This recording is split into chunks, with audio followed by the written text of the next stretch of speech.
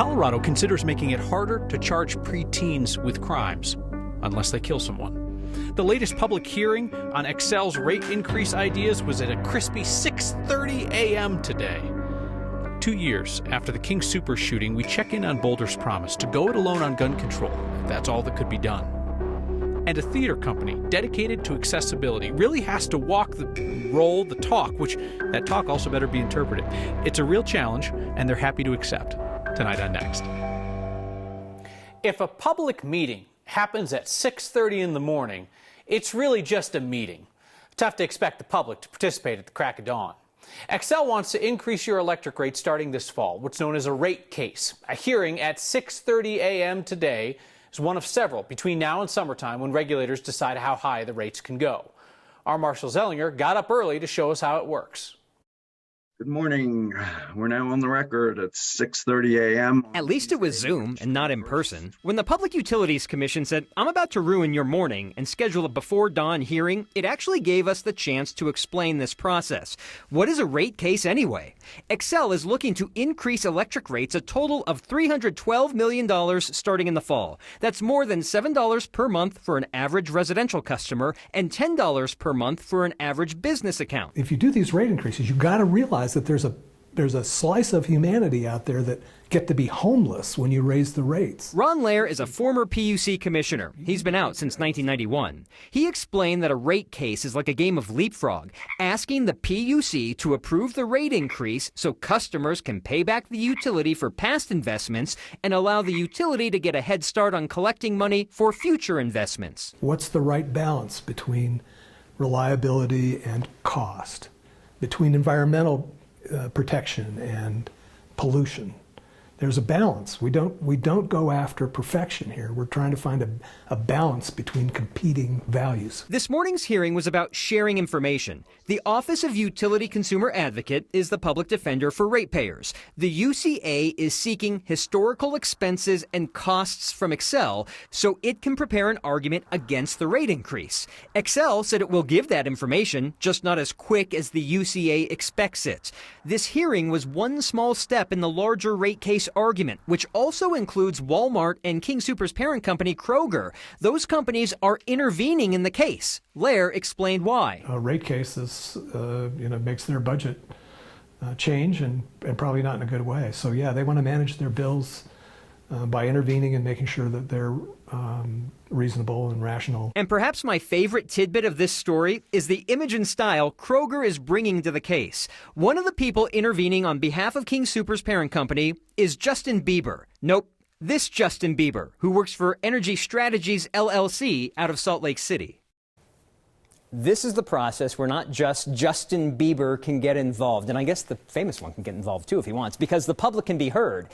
Explain why they support or disagree with the rate increase. My web story on 9news.com and our app will have links to show you how you can send in comments and be heard on this. Ron Lair also described when he was PUC commissioner how they used to go on the road and hear from people in person. Yeah. And I've put an extended video also that'll be on the web story where he heard from this woman who laid out all her expenses, and at the end she's like, "I'm negative. I can't afford your rate increase." And that stuck with him, and he remembered that when he was making decisions. Interesting.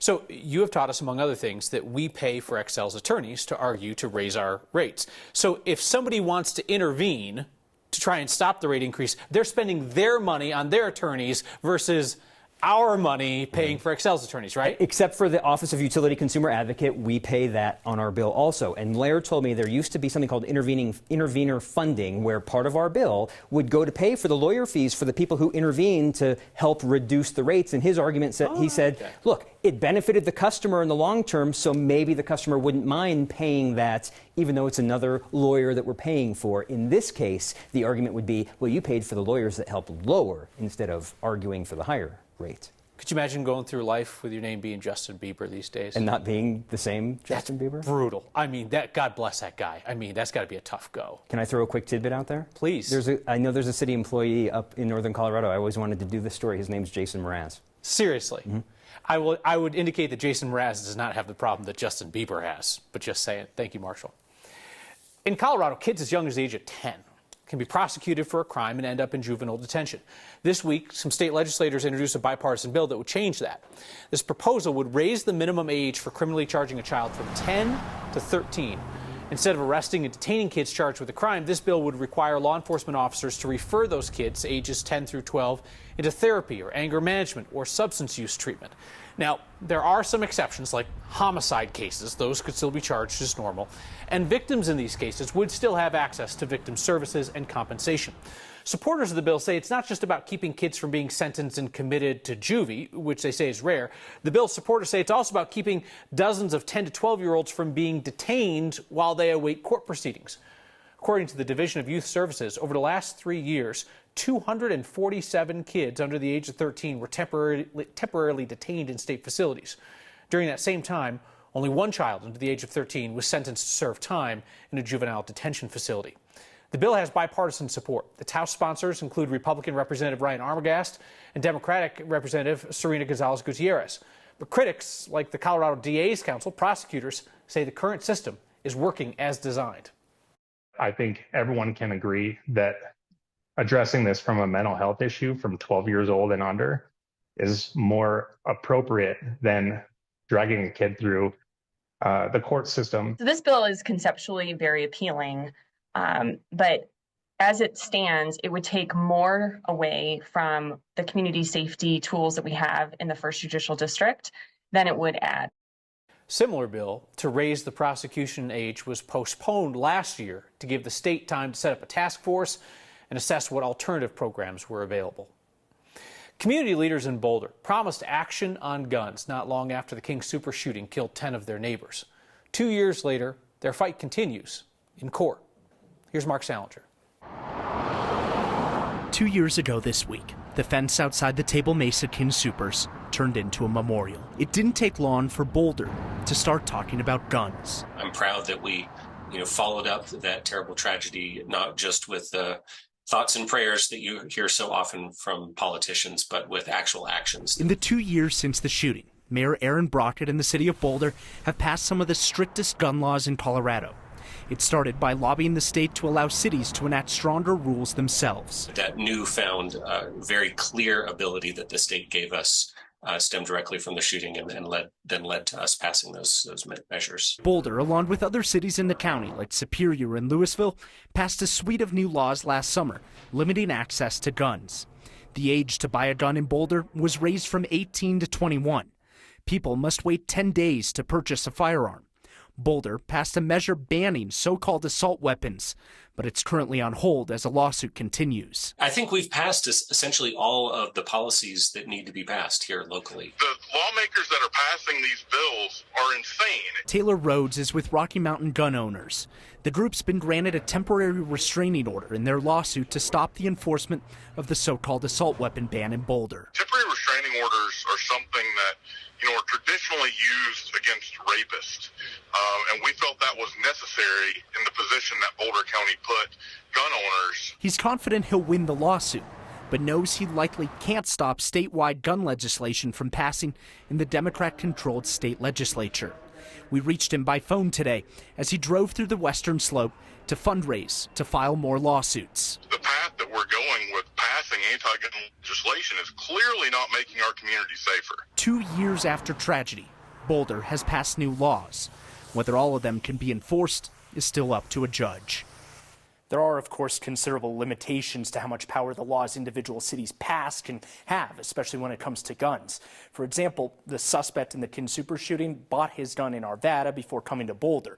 Boulder's new laws, even if fully enacted and enforced, would not have stopped that from happening.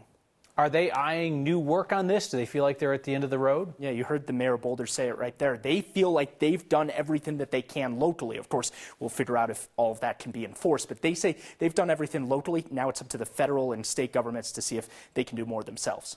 Mark Salinger, thank you. A Colorado senator is worried that AI software will be bad for kids. Yeah, that's kind of how tech works. Most technologies are both good and bad. Those two things can be true simultaneously. And an unexpected find on a fishing trip reunites a couple with their wedding photos 13 years later. That's next.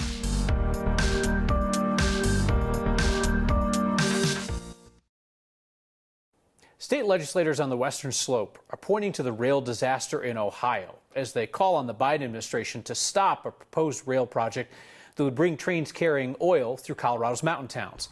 The proposed Uinta Basin Railway project would carry crude oil on railroad tracks through Utah and Colorado, including a path near the headwaters of the Colorado River. Half a dozen state lawmakers have sent a letter to the U.S. Transportation and Agriculture secretaries, arguing that several trains are be coming through each day carrying as much as 350,000 barrels of oil. The legislators' letter today mentioned the recent train derailment in Ohio to argue that a spill in Colorado could be disastrous. They're also concerned about the possibility of wildfires. The plan already has some preliminary permit approvals from the Forest Service. Critics of the proposal are hoping to head off final approval. Colorado's Democratic Senator Michael Bennett's taking a break from railing against TikTok and turning his concerns to AI software. Senator Bennett is asking the CEOs of several companies, Microsoft, Google, Meta, to release information about the security of their so-called chatbots. Those programs like ChatGPT simulate human conversation based on prompts from users. Now, the bots have limits. They're not supposed to chat with you about doing crimes or inappropriate content. But critics have said that there are ways around those restrictions. Bennett says the company should be transparent about how they plan to safeguard kids from inappropriate content. Researchers point out these programs are in their early stages and they're constantly being updated to address security issues. If you ask it to tell you how to bully a teenage girl, it will refuse to answer these questions and tell you that they're inappropriate or that it refuses to break the law or those kinds of things. If Senator Bennett is asking OpenAI to have certain types of safety guardrails to keep inappropriate content off of ChatGPT, that does already exist. The issue is that people are already finding ways around it. The CEO at least one of the companies in question, OpenAI, says it is too early to be raising serious concerns about these chatbots, saying that they are still, quote unquote, limited and flawed. Bennett spent quite a bit of time lately criticizing big tech, including raising concerns about the security of TikTok. It would appear that our introduction to weather is broken, so I'm going to swirl my arms around like it and then go next weather with Lauren Robinson. All right, and here we are. We have a live look outside of downtown Denver. Lots of cloud cover out there, but we had a nice afternoon. Temperatures in the lower 60s. We're at 53 degrees right now at DIA with winds coming in from the east-southeast at around 14 miles per hour. We are going to shift our attention to the west where we have a larger storm hitting off the coast of central California, and that's going to continue its way eastward and drop more heavy snow across the high country. Isolated spotty showers across portions of the Front Range and eastern plains. Right now we can see those snow showers not too bad across the high country and western slope, but those will continue to intensify tonight and through the day tomorrow. So we have several winter weather alerts that go into effect later tonight and last through late Wednesday. We have winter weather alerts or winter weather advisories and winter storm warnings where some areas of the high country could see a couple feet of snowfall between tonight and tomorrow night. Because of that, we do have avalanche warnings that'll be in place through Thursday. Most of these are level 4 out of 5, which is high danger, but we do have one area that's extreme danger, 5 out of 5. That's going to be the southern San Juan Mountains. So you do want to stay out of all of these backcountry areas. Now, it's going to be a different story across south central and southeastern portions of Colorado where we're going to be windy but drier. So we have high wind alerts that'll be in effect through the day tomorrow. We have red flag warnings and high wind warnings where these winds could gust between 65 to 80 miles per hour all across these areas. For the rest of us, we'll see decreasing clouds tonight, mild and calm temperatures, a low near 31 degrees in Denver, and temperatures just continuing to drop as we go through the rest of the week. We have very spotty rain shower chances through the rest of the week. As we go into the weekend, though, and early next week, that's where we're going to see chances for more snowfall and flurries.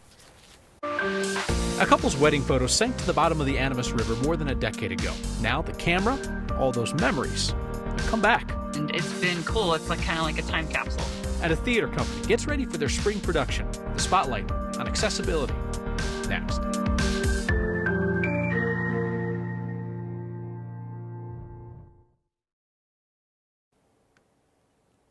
It's been 13 years since James and Holly Stell got married in Durango. 13 years since their friend lost some photos of their wedding on a rafting trip. But that lost camera, those lost memories, have recently resurfaced. Yeah, we got married on June 10th. No, 12th.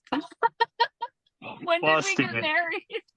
Busted. Oh, you forgot our anniversary again.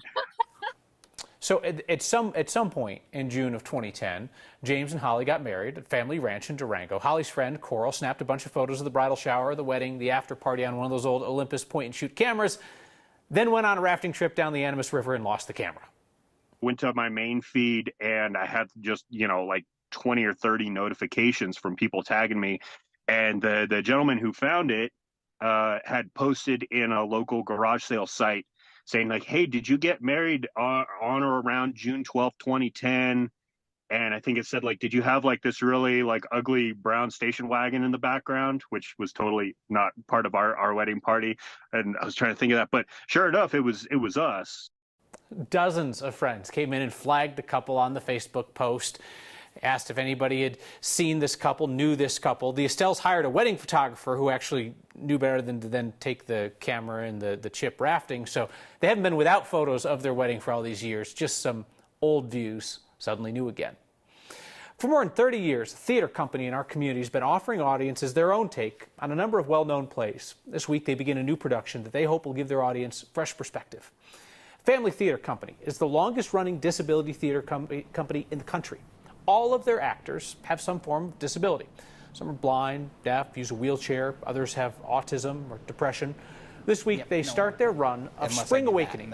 The artistic director, Ben Renan, told us he hopes people will learn something from this. So I'm hoping that it sort of opens people's eyes to, hey, the disabled community doesn't need to be treated with kid gloves. The disabled community doesn't need to be infantilized. The disabled community, we actually have to treat them like people because that's how we're going to grow as a society and a community. Family, of course, make sure that its shows are accessible for audience members. They offer performances with sign language interpretation, relaxed performances with people with autism or sensory disorders, and they always have them at accessible venues. Spring Awakening runs March 25th through April 8th at Parsons Theater in North Glen Arts. We should mention, masks are required for all their performances. We'll have your feedback here next. Feedback tonight from Andy, who writes, hey, Kyle, how do all of these political candidates get our phone numbers for texts and calls? It's a good question. They asked you for it when you registered to vote. It's part of your voter registration. So there's not a great way to make the calls and texts stop unless you vote. The campaigns can see when you vote, so they should take you off those call lists. Tim says, haven't watched the news for years. It was too depressing. About too many things I could do nothing about or didn't care about. On Next, I get pertinent information from people I feel like I can trust. Well, that's nice of you to say, Tim. He says, not always doom and gloom. Don't know how or why you folks seem different, but keep it up, and thanks. Well, that's nice. But back-to-back nights with positive feedback? Holy cow, there's going to be a black hole that opens over this show. And Tom says, hey, the groom in the lost wedding photos bears a strong resemblance to Seth Rogen. Not like that other guy who doesn't bear a strong resemblance to Justin Bieber, but is tagged with it for life anyway. See you next time.